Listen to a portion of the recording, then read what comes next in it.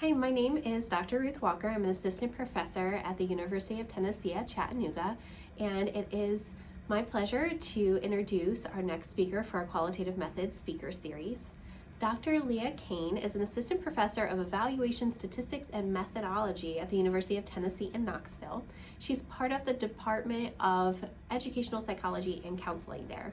Her areas of expertise include critical methods, narrative methods, interview methods, queer and feminist methods, and an integration of qualitative and quantitative data and methods.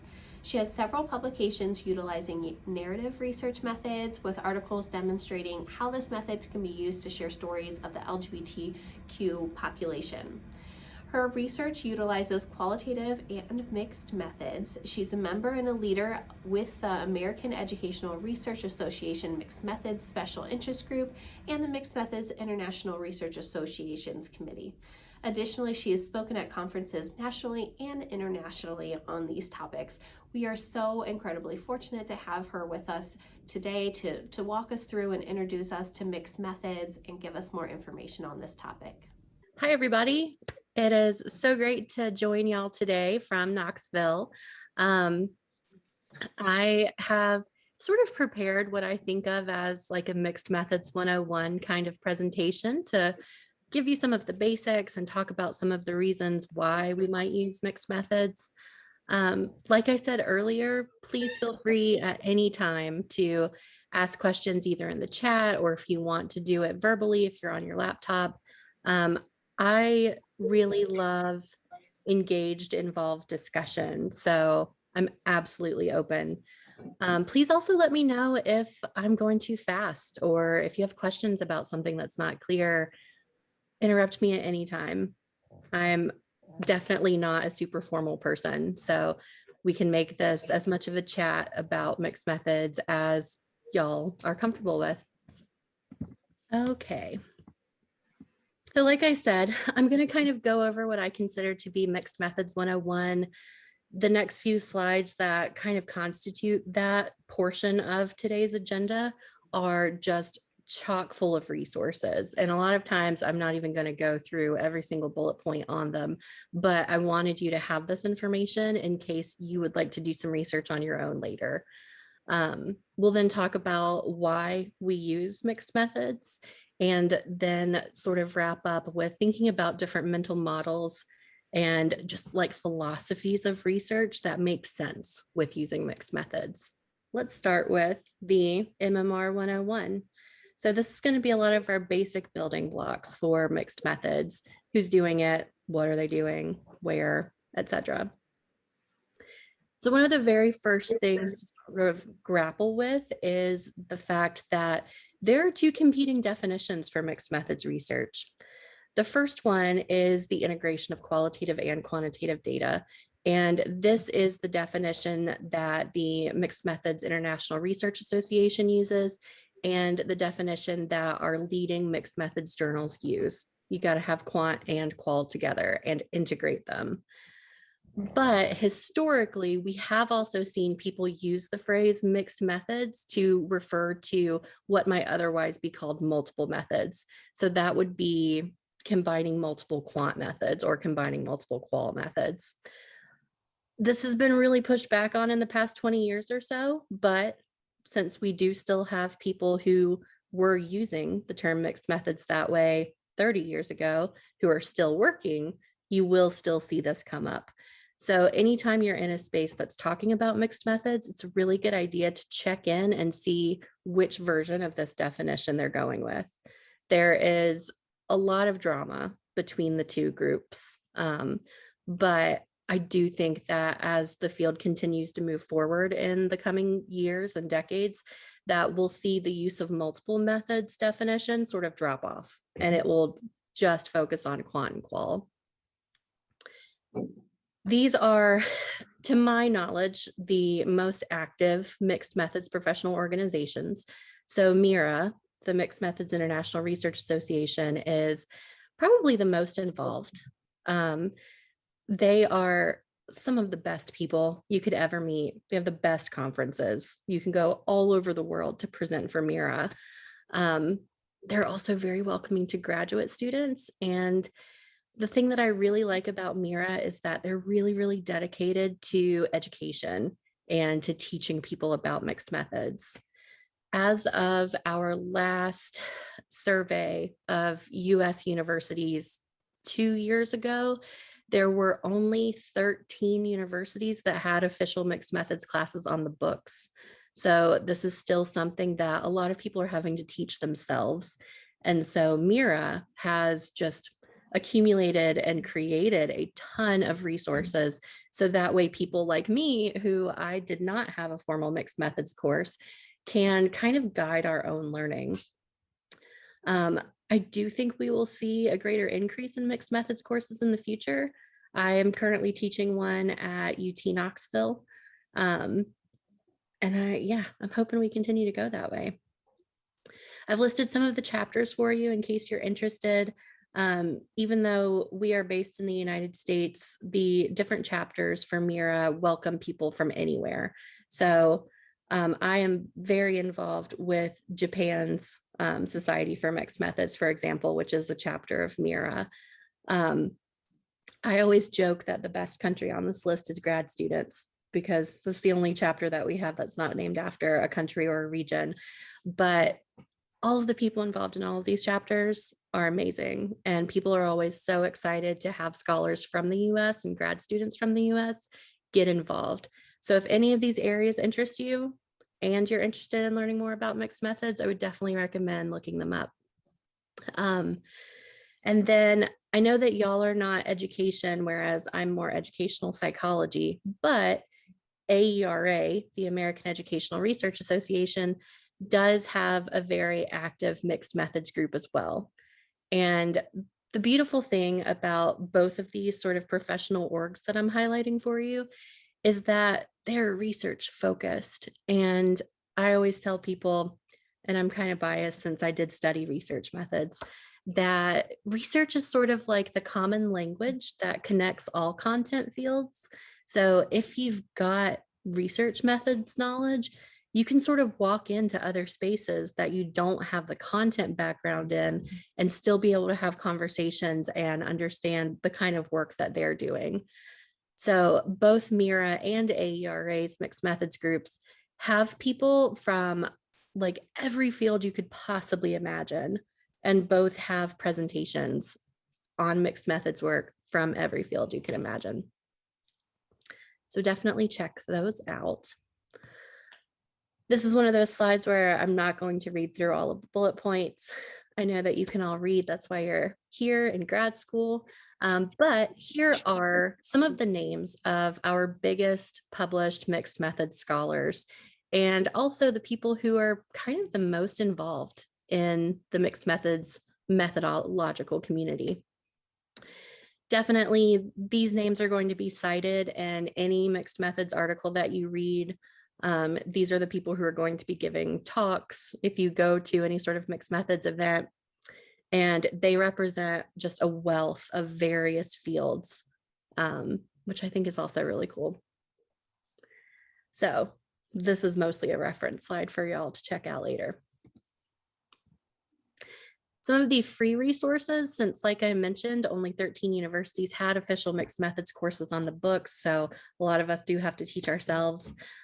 Mira hosts monthly webinars that are free and they're open to anybody. You don't have to be a member to join. You can go to Mira's website, which if you just Google Mira, they'll be the first one to pop up, and see what the schedule is. And those are really great, awesome resources. Every person focuses on keeping their lecture point to about 30 to 40 minutes. So that way we've got, 30 to 20 minutes of question time and discussion. And this is one of the ways that I've made connections with some of those larger names from the last slide that I had up. They tend to notice the people who come and ask questions, and you can end up creating some really cool relationships with some famous scholars. The International Institute for Qualitative Methodology is based out of Canada. They also do a ton of free webinars and workshops and training based on qualitative and mixed methods. One of the things that you'll notice as we continue to go through is that Outside of mixed method specific spaces, qualitative spaces are the most welcoming to hosting things like this. So IIQM also has just wonderful monthly webinars that are run very similarly. Elizabeth Creamer was on the list I just showed you. She has a wonderful YouTube channel that can take you from like very basic mixed methods info all the way to very complicated mixed methods info. Elizabeth, funnily enough, retired and decided that that was boring. And so this is kind of her life now, working on creating resources to help people learn. And then just in case you're interested, some of the paid resources, joining Mira opens just a huge portal to all sorts of other resources. The student membership is only $25 a year.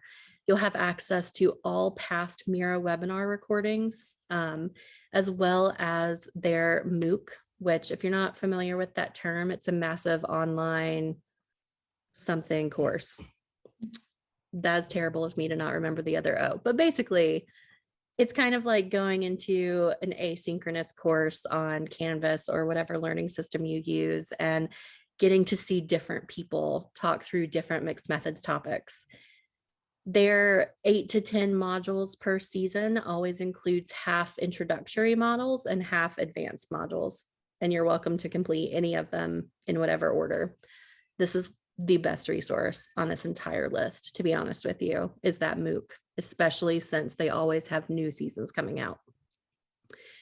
The University of Michigan hosts some really amazing workshops every summer.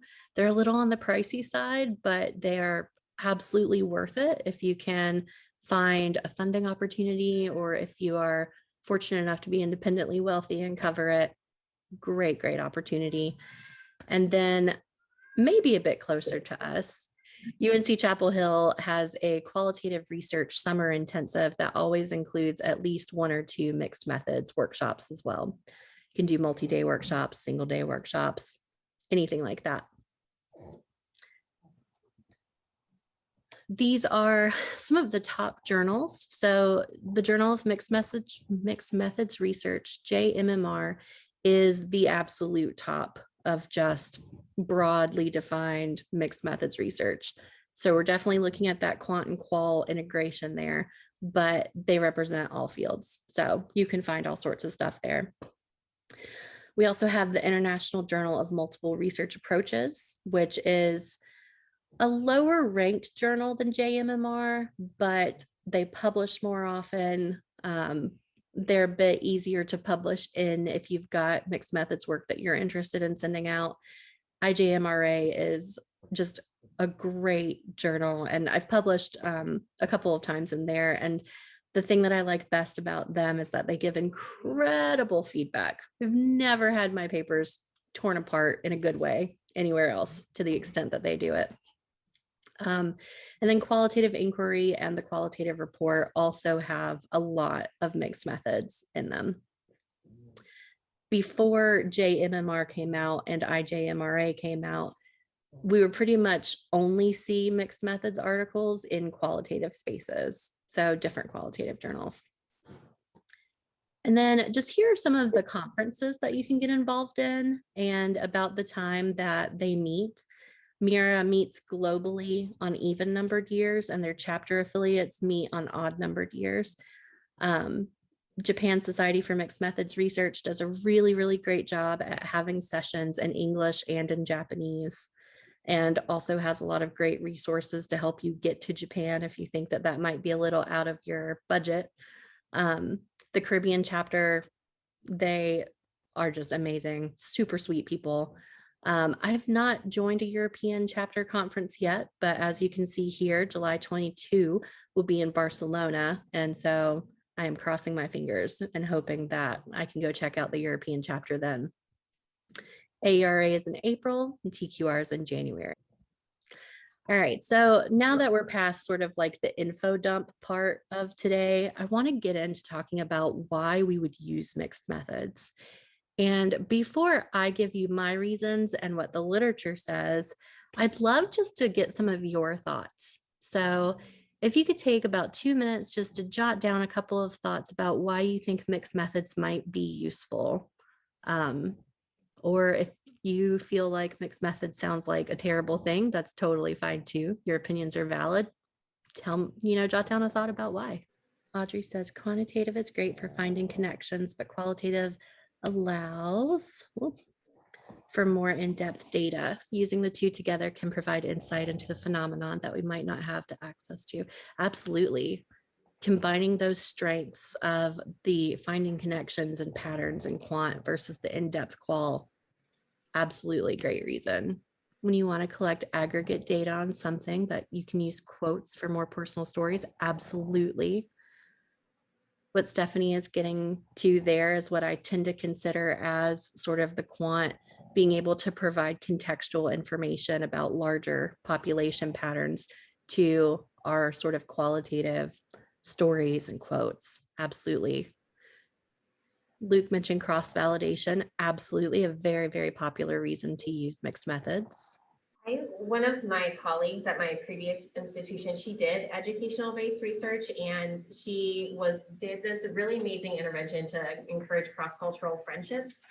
And her quantitative data just didn't tell the full story of the impact of that intervention, because it's really hard sometimes to quantitatively change some of those biases, particularly explicit biases, but the letters, these students, she asked them to write letters to future students who would be in this program, and then their grade about how they could handle stereotypes and like all of those types of things. And like the advice that they were giving them really showed clear learning and growth over the year that you couldn't see as clearly with the quantitative data. And so sometimes I think you just need both to tell the story.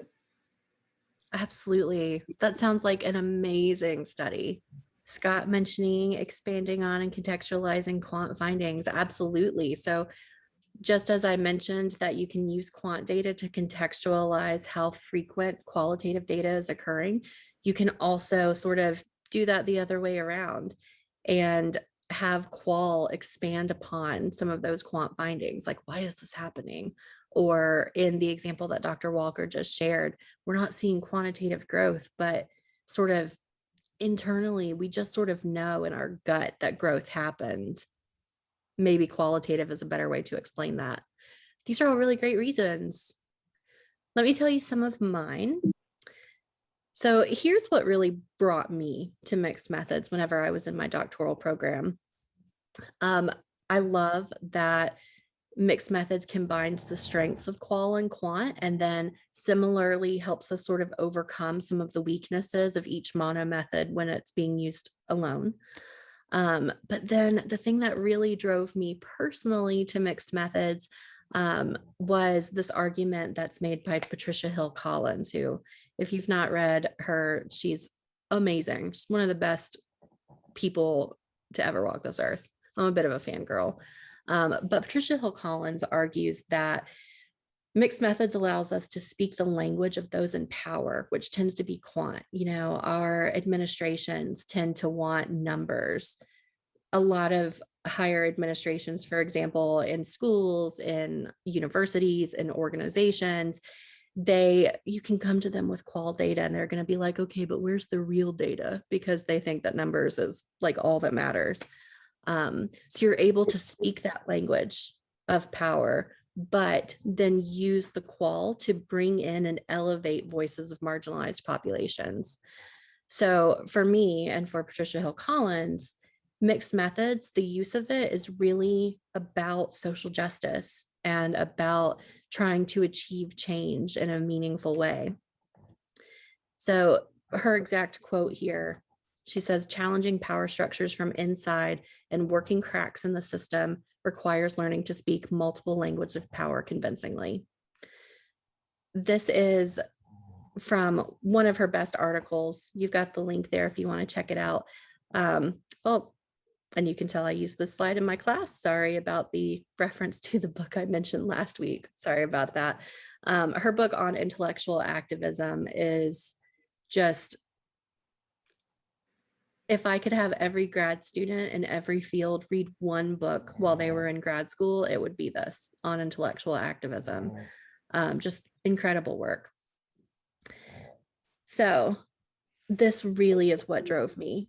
I wanted to elevate voices of people who were marginalized and silenced for whatever identities they had, but bring in those numbers. Since I've done a lot of program evaluation and I specialized in organizational communicative theory as an undergrad, and from working within orgs, I knew that they wanted numbers, but the qual was really where my heart was and where I felt like the very meaningful, emotional, provocative data was stemming from. And then mixed methods can help us conceptualize and operationalize our mental models of research. More on that later, but just as a little bit of a spoiler, I'm super interested in how our various philosophies, epistemologies affect the decisions that we make in the research process. And for me personally, mixed methods was the only way that I could sort of make sense of my own research philosophies and what those needed to look like and play out like. Here are some of the reasons from the literature that you can pretty much see these reasons in just about any mixed methods textbook you pick up, or any why use mixed methods journal articles, which are not as common these days, but I think that's just because people realized they were making the same arguments over and over. But so this ability to measure important constructs in multiple ways is super important. An example of what this might look like, I can tell you in my own work, I'm currently trying to figure out a way to operationalize and measure the concept of empathy for queer populations in general, well, specifically. There has been some very general research made available, mostly in the 80s, about measuring empathy from a very general lens, but those were not quite working for measuring outcomes in like allyship training. And so I'm using mixed methods to measure, we'll figure out how to measure empathy and then measure it with the instrument created from the qualitative data to then validate a quantitative instrument. So we started out with focus groups, was asking people, are you more empathetic after completing this allyship training? How do you know? What does that look like?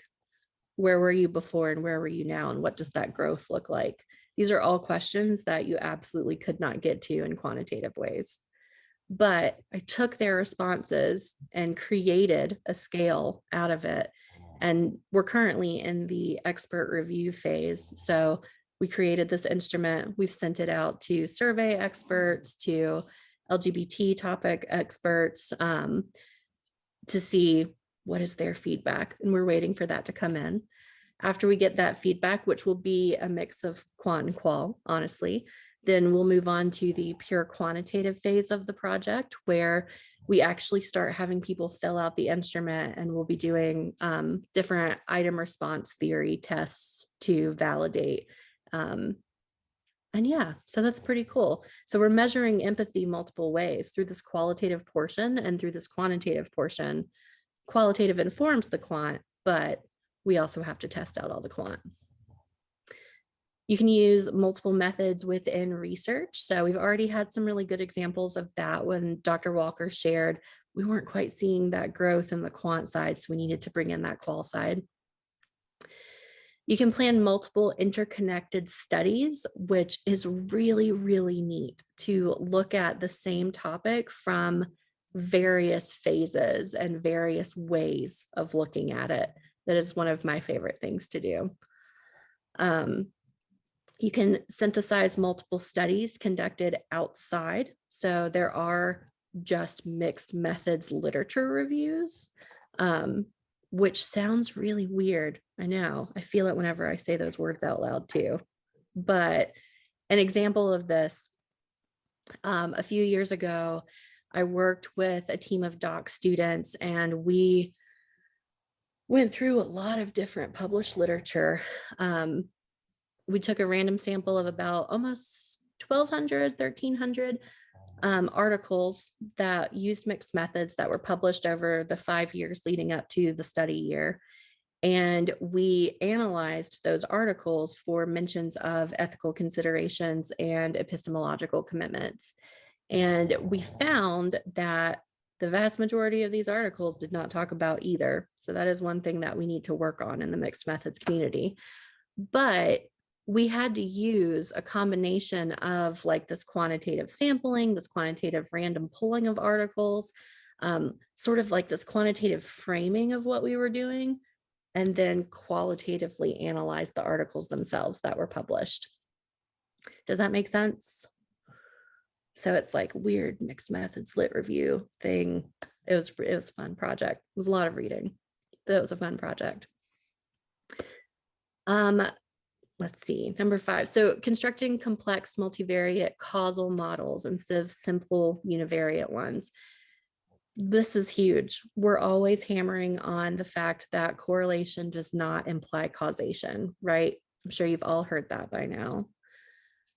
For example, my favorite whenever I'm teaching about correlation is, did you all know that in the northeastern part of the US, when sales of margarine increase, divorce rates also increase?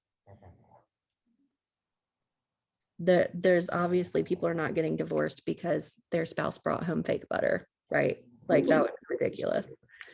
But trying to figure out what causes that correlation is most easily done by using a mixed methods lens, really getting in there and getting that qualitative information to find out why. Nobody has done that study. There's probably not any sort of relationship there, but for other variables that you can sort of explain a relationship, mixed methods is where you'd want to go.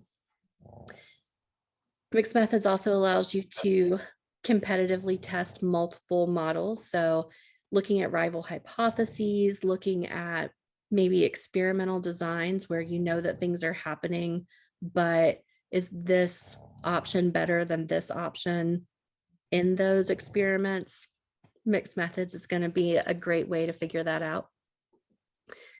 For those of you who are in org psych, mixed methods is incredibly useful for bringing in all of the different stakeholder opinions. And oh my gosh, it can be really difficult to balance whenever you've got a lot of stakeholders with a lot of different ideas about what you should be doing, especially from an evaluation standpoint, which is what I do a lot of. And so being able to, say to myself, oh yeah, I can survey for this question, I can focus group for this question, allows me to bring in all of those stakeholder and policymaker ideas in a very nice way, in a very like fluid fitting together kind of way. You can also use MMR to incorporate multiple theoretical frameworks or conceptual frameworks. This is one of the things that a lot of my grad students struggle with the most, is using theoretical frameworks in their research. But when you open yourself up and you're not just sort of pigeonholing yourself into one method, you can make things fit together a lot better.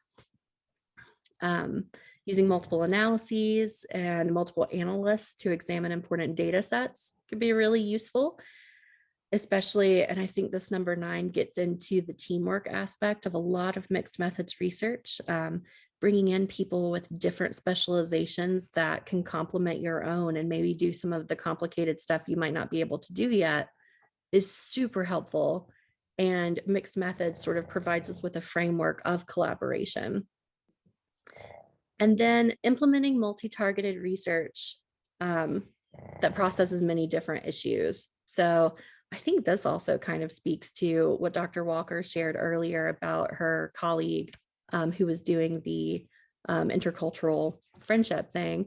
But also we've seen a lot of really cool multi-targeted research that involves mixed methods in things like studies of comprehensive exams and qualifying exams that many grad students take.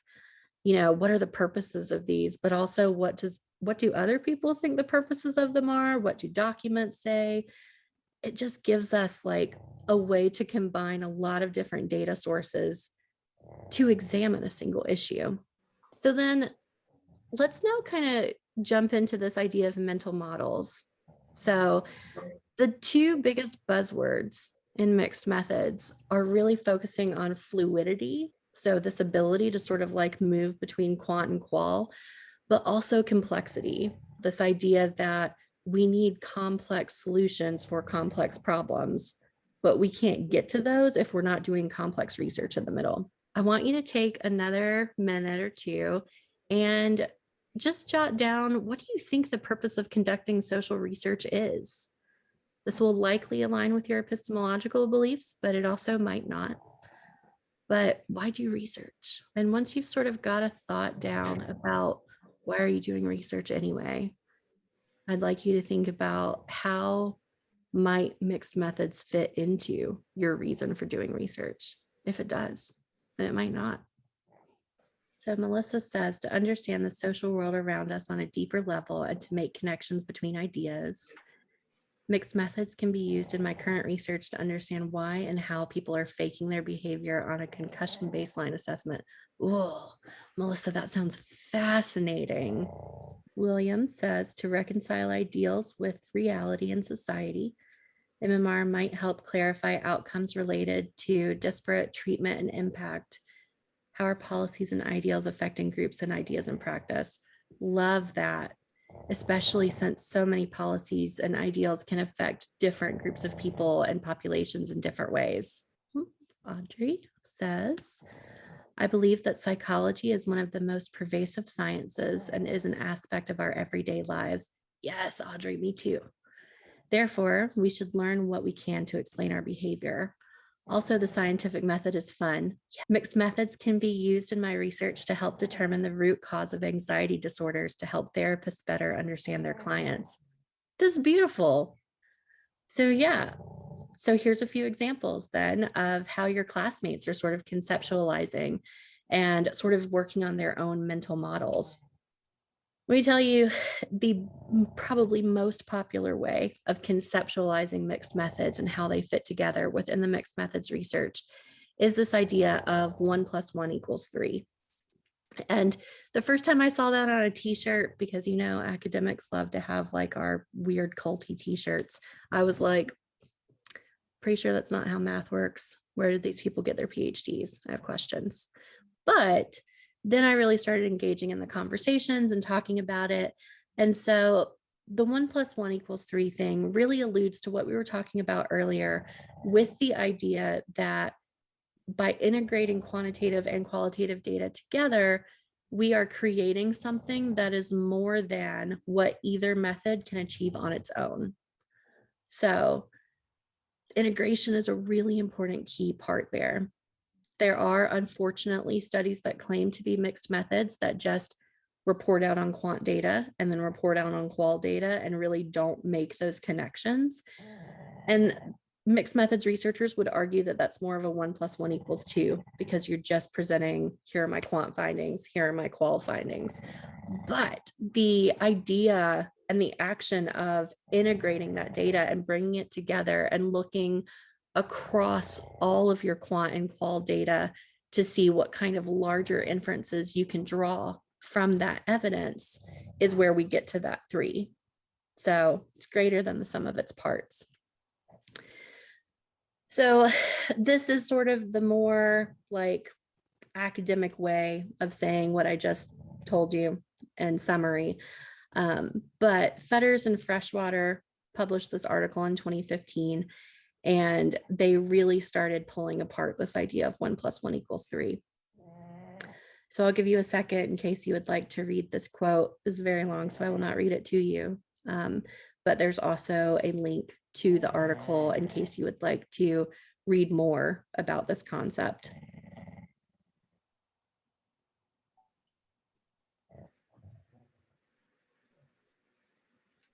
So then the quote that I just showed you, this idea of, are we in the radical middle? Are we our own separate thing?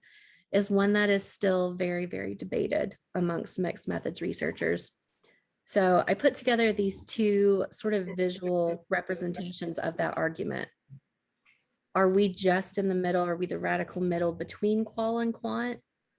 Or do we actually have three big typologies of methodology, quant, qual, mixed? There's not an answer to this, and everyone kind of decides for themselves.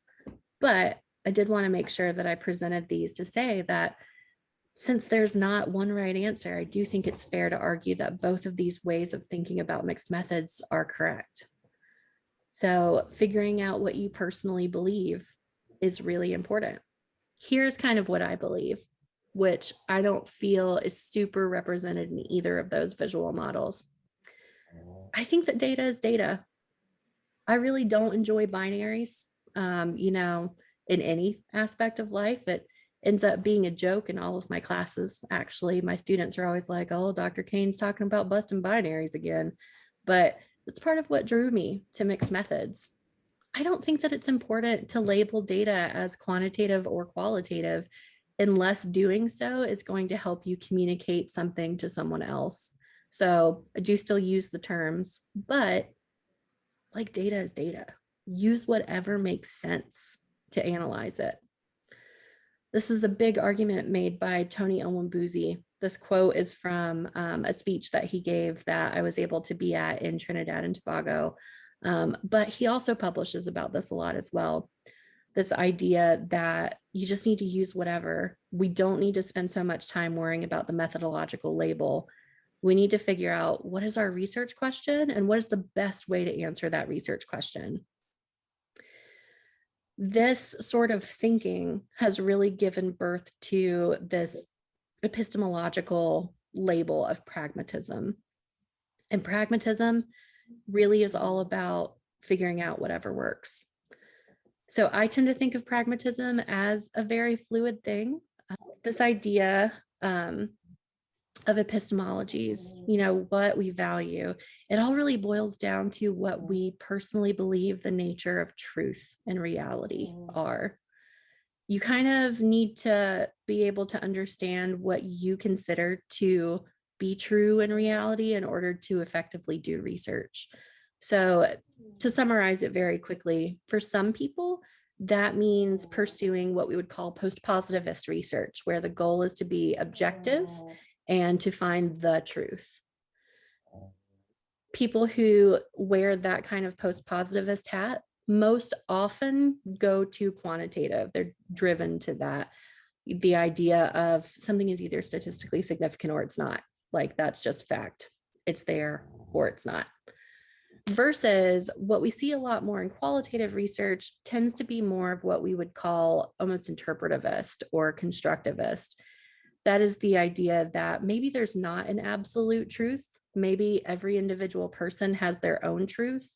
And our job as researchers is therefore not to find the truth, but to find what these individual truths are to different people and see how we can connect them together.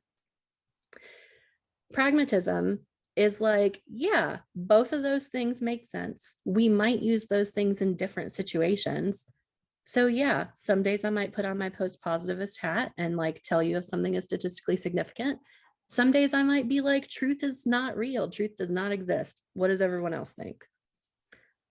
I can easily put on and take off those hats depending on who the audience is, where the journal I'm trying to publish is, what the field I'm working in believes. It's all about what works. So it's kind of almost like a methodological chameleon. And I think that a lot of mixed methods researchers are doing that. They're sort of chameleoning themselves into this research philosophy that's going to fit and work with the story that they want to tell. And y'all, there are entire classes just on epistemologies in some universities. Like you could spend years just delving into that stuff. There's so much there. I'm not sure it's always the best use of time, but it is really interesting stuff. So there are some different definitions about what pragmatism is, because qualitative researchers rarely agree on things, same with mixed methods researchers. But the biggest one that we tend to see represented in most places is the idea of use what works. The way that people kind of fight against that is they argue that It's not necessarily putting on a hat, like I just mentioned. It's more of an idea of internally within you, you personally believe that sometimes there are going to be these capital T absolute truths.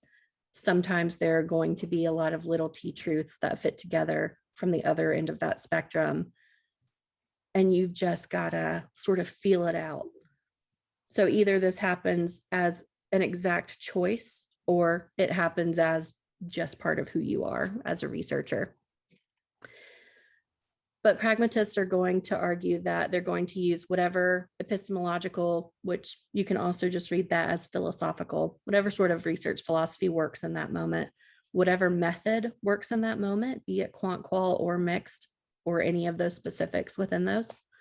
Use whatever analysis tools work. Just have a lot of tools in your research toolbox and just pull out whichever one you need from day to day. A lot of people are very uncomfortable with that sort of fluidity and ambiguity. So that is something to be aware of. It is kind of expected within the mixed methods community that you are sort of open to whatever is going to work with the research question. But this is a really useful framework whenever you're dealing with really complex issues. And a lot of mixed methods scholars would argue that mixed methods is the best way to attack these complex issues, because whenever you've got something that's just really complicated, if you're only attacking it with one tool, you're probably not going to be successful. You're not going to get a holistic understanding. You're just going to get a very specific understanding, like in this one little area. So if we can be pragmatic and sort of approach the topic that we're studying, the problem that we're researching, from this variety of ways to consider it philosophically, methodologically, analytically, then you're going to have a much better holistic view of what it is that you're looking at. This brings up this other word of complexity that I mentioned, and it's all about integration. So again, big thing, don't say that you're doing mixed methods if you're going to report quant findings and report qual findings separately and not put them together. Integration is the key to true mixed methods work. And so these scholars who push for data integration are really going to focus a lot on you being very intentional. So building your strategy from the very beginning of your study, before you've even collected data, about how you're going to combine multiple data sources, how you're going to combine multiple methodological approaches, how you're going to combine multiple research philosophies. You need to go into a mixed methods project with a plan in place to do all of that. We also say that you need to be flexible, though, which very much fits in with what we were talking about with pragmatism. You need to be ready to change any of that at a moment's notice. But if you're not going in with a plan, then you will not be successful. So that was kind of the crux of Baisley's argument right there, and also really fits with what Creamer's argument is making in that next bullet point. And Elizabeth Creamer is really one of the biggest ones that we see making these conversations about integration happen all the time. Her YouTube channel that I linked y'all to earlier has a lot on integration. But we also think about not just integrating, the data at the end after we've collected it all, but integrating all of our knowledge about quant, all of our knowledge about qual, all of our knowledge about research in general. It all has to be there up front and centered, and it has to be at the center of the conversation that you're having and at the center of the story you're trying to tell. Why do you think that data integration is more complex than just analyzing qual or quant separately? Seems like you're trying to tell a story with how the two approaches fit together well. So I was curious if you could talk a little bit about how you integrate the two, both in your results section and the discussion, to kind of get that across when writing it up.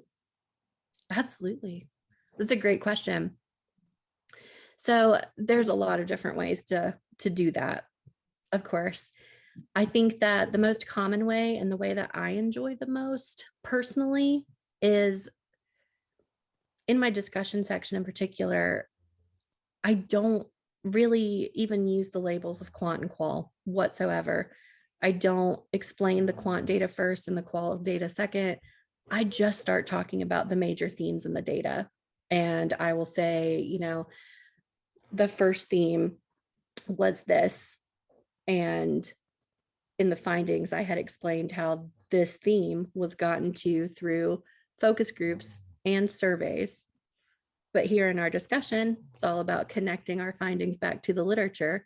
So, you know, here's how this theme that I've already explained fits in with existing knowledge. So my approach personally is driven by that idea of data is data. It doesn't matter if I'm labeling it as quant or qual. I'm going to report out by theme. And those themes will have, you know, focus group findings, survey findings.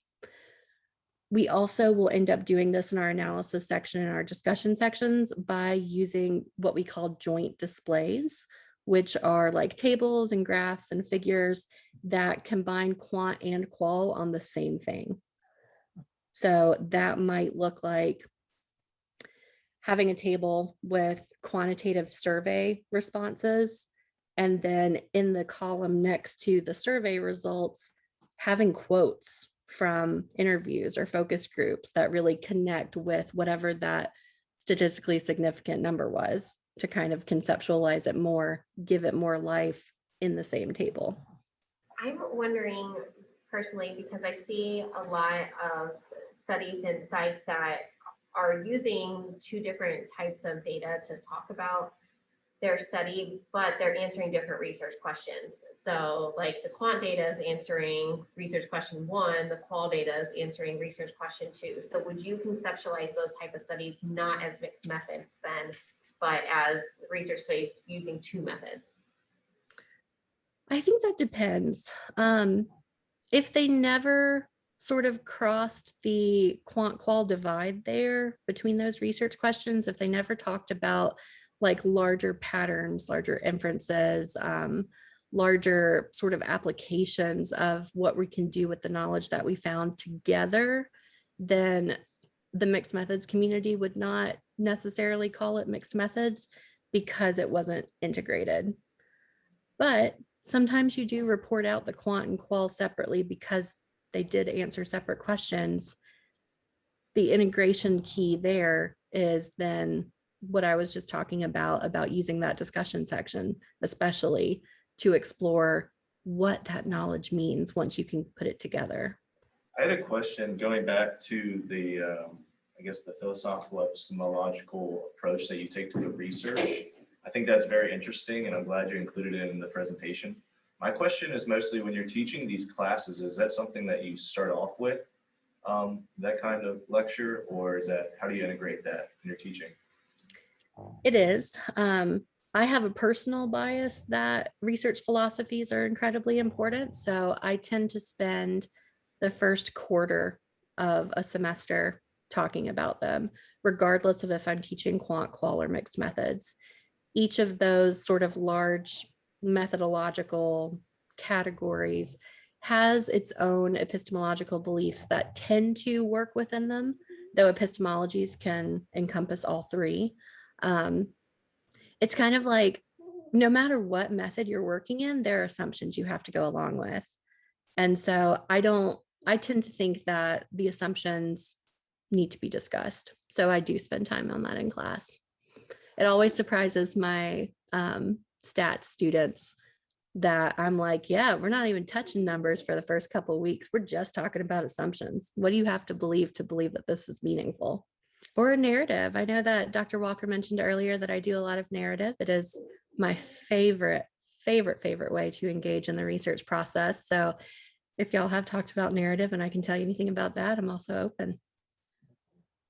We actually haven't really we focused this semester just on like the 5 most popular methods in psych, and narrative didn't make that top 5.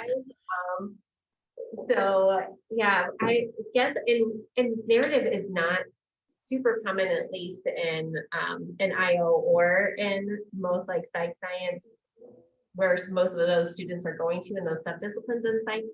So I was wondering a little bit, because I'm not very familiar with that particular method. Is it just a method that's going through and, because I know you can have like one person or multiple people, but small sample size, telling life stories, or just a story about a particular event? Can you just maybe give us a quick elevator speech on what that is?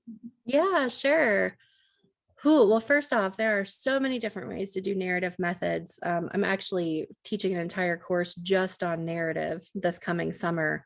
Um, I personally do a lot of life story narrative, which I know that you just mentioned, but narrative all boils down to stories. There's power in stories. A lot of us grew up in cultural spaces that really valued storytelling as a way to share norms and morals and teach lessons and all sorts of stuff. So, narrative research, storytelling is going to be involved in at least one of two ways, oftentimes both. On one hand, in data collection, you are asking your participants to tell you a story about something.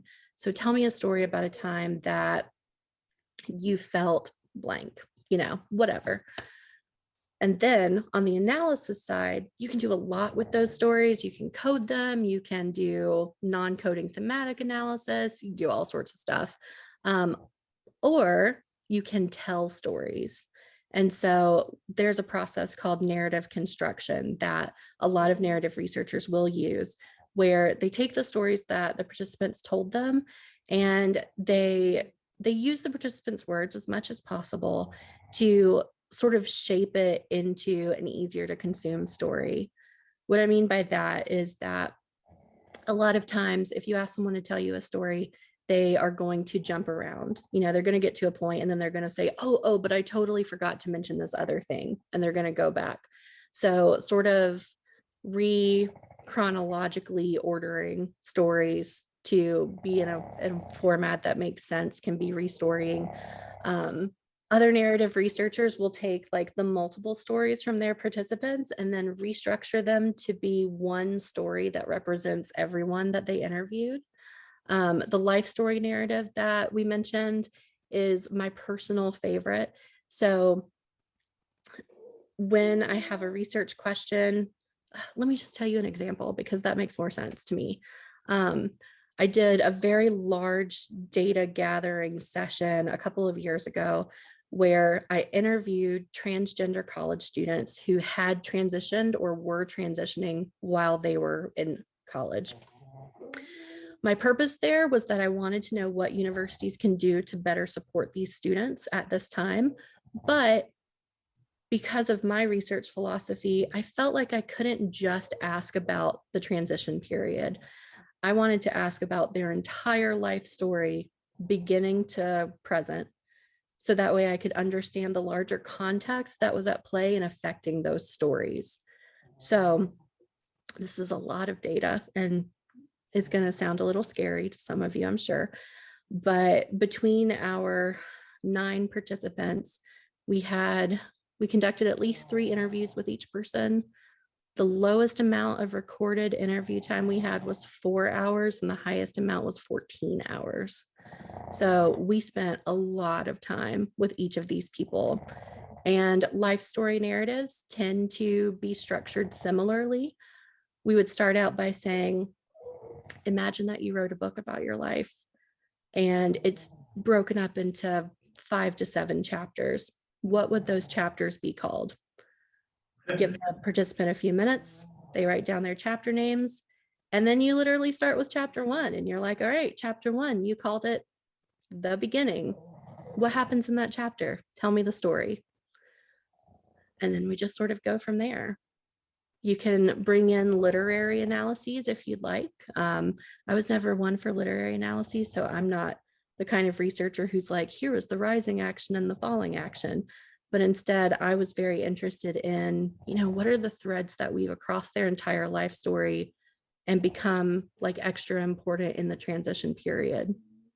So it's a lot of storytelling. It's a lot of fun. I think that you can tell by what people choose to focus on in their stories, what's important to them, how they frame their situations. You can get a lot of really interesting data about that. Do they frame themselves as the hero? Do they frame themselves as the villain or the victim? Like, what are they doing? I have some colleagues in psychology who have recently gotten involved in this data set as well. And they're on the like clinical psych side of things. And they said, oh, wow, you basically had people tell you their trauma narratives. And I'm like, well, maybe, what is that? So then I learned a little bit about that area of life. But I think that can be really powerful, just seeing how people tell stories about themselves, how they frame themselves in relation to other people in their stories. You can learn so much about a person. Thank you. That was awesome. I really like particularly how you said that you would kind of structure that interview with asking them for the 5 chapter titles, and just, I don't know, that's kind of it's a really interesting and cool way of structuring an interview conversation. It's a lot of fun too. Those are the most fun interviews that I conduct for sure. They're also so open-ended because like I just told y'all all the questions I ask. What are your chapters? Okay, tell me that chapter story. And that's it. So the participant's just going to take you wherever they want to take you. And that is simultaneously terrifying and exciting. I do utilize member checking for all of the work that I do. I definitely, after I analyze the data using whatever sort of framework I'm analyzing, I've used a lot of different ways to analyze narrative data. I will always send it to the participant and say, am I representing you correctly? Is there anything in here that you want me to remove? Is there anything you want to expand on? And unfortunately, there have definitely been times where participants have been like, oh yeah, can you not say that? I know I said that line, but can you remove it? Because my wife will kill me if she reads that. And I'm like, that line sort of makes my whole argument, but okay. But yeah, unfortunately, I think it is pretty subjective. And I can tell you that I always write my articles far too long and then have the struggle of going in and seeing what to remove. And that is when helpful colleagues are your best weapon in your arsenal, because of course I think all 60 pages of this are important, but I've got to cut it down to 30 for the journal. I need someone else who's not as attached to the data as I am to help me figure that out. I was wondering, when you're talking, is that why some other researchers who do this type of narrative research will fit multiple stories together to construct a whole to try to protect that participant in an entity? Yes. And the really interesting thing about that process is that we've started to see a lot of pushback on it in the past 10 years or so. It used to be probably the most common way of analyzing narratives and doing narrative research. But the biggest critique about sort of restoring into a single story is that a lot of researchers feel that it feeds into the idea of like a monolithic experience. So the whole idea of only having a single story to define a group of people is dangerous and can paint pictures that are not representative of everyone. So we're seeing that happen a lot less than it used to. But it does still happen. It is interesting. I've not done that process myself because I tend to agree with that critique. But I have read some articles that do it really well. So it's definitely doable. Thank you so much for having me. And if I can answer any other questions or point anyone to any other resources, Dr. Walker has my email address. I also have a very unique name. If you remember it, you can Google it. You're going to find my UT profile. I'm always happy to chat research and connect you with resources. So good luck on the rest of y'all's master's journey. I'm so excited for you.